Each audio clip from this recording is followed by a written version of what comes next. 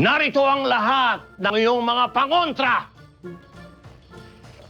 Maraming salamat ho, Ma'am Pekwing. Huwag na pekweng. Pek na lang. Pek? Pek. Pek. Pek. Una! Ito. Ito ang unang pangontra. Benditadong nguso ng swordfish. Magaling na pangontra sa lahat ng maligno. Lalo na sa aswang!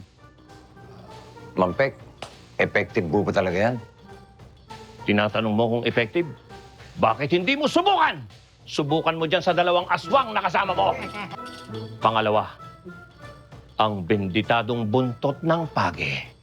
Mabisang panglipol sa lahat ng aswang! Ingatan mo. Pangatlo, ang benditadong pana.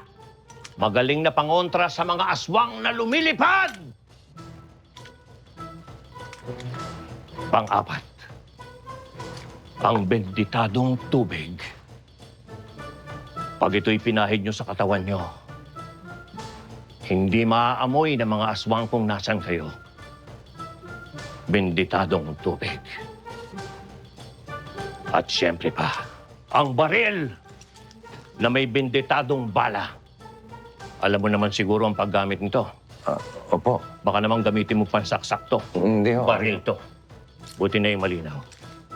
Eto, ang benditadong bato. Pag ito'y iyong nilulon, sa loob ng 5 minuto, meron kang tagabulag. Hindi ka makikita ng aswang. At nais ko lang sabihin sa inyo, isang babala. Huwag na huwag kang tititig at titingin ng diretso sa mga mata ng aswang. Bakit ho, Ma'am Pek?